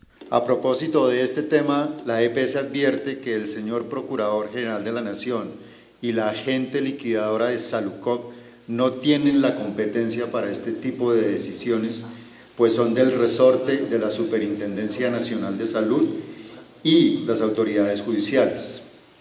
Por el contrario, este tipo de pronunciamientos generan un pánico y un riesgo en la prestación de los más de 4.2 millones de afiliados que hoy cuenta Medimás EPS. Además, aseguran que la situación que vive la EPS Medimás en la actualidad se debe a los incumplimientos de la ya liquidada Café Salud. Café Salud EPS es el causante del conflicto societario que afectó el inicio de la operación de Medimás y el consecuente cierre de créditos para el pago del activo intangible a través de la emisión de un acta de asamblea de accionistas de la EPS proferida de manera ilícita. Dicho hecho es de amplio conocimiento por parte de la liquidadora y fue oportunamente denunciado ante la Fiscalía General de la Nación, que conoce el caso. Segundo, Cafesalud EPS incumplió con el cronograma de reconocimiento de acreencias a su cargo en favor de los accionistas de Presnuco, que debería surtirse a más tardar en agosto y septiembre de 2017, pero que finalizó por su culpa en el mes de marzo de 2018, lo que le produjo pérdidas a Presnuco por más de 160.000 millones de pesos. Hasta el momento no se ha tomado una medida sobre la EPS Medimás, que ya completa 9 clínicas cerradas en el país. Entre los 3 escenarios de lo que se puede hacer a partir de ahora con la EPS Medimás, la mejor opción es la liquidación. Al menos eso es lo que opina la Asociación de Empresas Sociales del Estado, AESA. Una, que no pase nada, que se mantenga la vigilancia especial que hoy tiene sobre Medimás. Otra medida que puede pasar es que se tome una medida de intervención de la EPS para administrarla. Eso fue lo que solicitó en su momento el procurador al principio de la operación de Medimás, que le dijo al ex superintendente, le dijo, venga, intervenga esta EPS, y el superintendente en su momento no quiso. Y la tercera medida que pudiera tomar es una intervención, pero para liquidar la EPS. Entonces se daría un tiempo para la liquidación y habría que hacer un traslado, ojalá que ordenado, de los afiliados a otras EPS. Ya son 6.000 las familias que han recibido el certificado de protección a sus propios hijos en Medellín. Estas familias fueron capacitadas y a los niños se les restituyeron sus derechos. Hoy son 96 familias y en esta administración llevamos 6.700 aproximadamente. Miramos como las dimensiones del desarrollo humano: tener identificación, acceso a la salud, acceso a la educación. Bueno, este programa creo que se llama Crecer con Dignidad y nos dieron las herramientas, pues a las niñas me restituyeron los derechos de salud, me les ayudaron a conseguir el colegio y a mi esposa le ayudaron también para un trabajo digno, se puede decir un trabajo digno porque es con la alcaldía y firmaron contrato a 1 año. El Politécnico Jaime Isaza Cadavid se unió a la Universidad Nacional y a la Universidad de Antioquia en la asamblea permanente que adelantan en protesta por la desfinanciación de las universidades públicas. Comprendemos la preocupación, el reclamo de nuestros estudiantes a nivel nacional. Yo quiero hacer esa claridad. Aquí no está particularizando el Poli, no es un tema de la Universidad de Antioquia, es un tema de la educación superior del país. Recibimos con beneplácito el anuncio del señor presidente de la adición de 3.3 billones de pesos para la educación superior. Si bien es cierto, no es la solución del problema, si es un avance. Queremos creer en la buena voluntad del gobierno. La ministra está jugada completamente para que la educación superior siga creciendo y siga respondiendo a las necesidades y exigencias de la situación actual. Podemos estudiar y protestar, ¿cierto? Porque si ponemos a estas alturas en riesgo el semestre 2018-2, pues estamos siendo contradictorios con lo que estamos protestando. Hacemos una nueva pausa, pero en segundo regresamos con toda la información deportiva en Cosmovisión Noticias.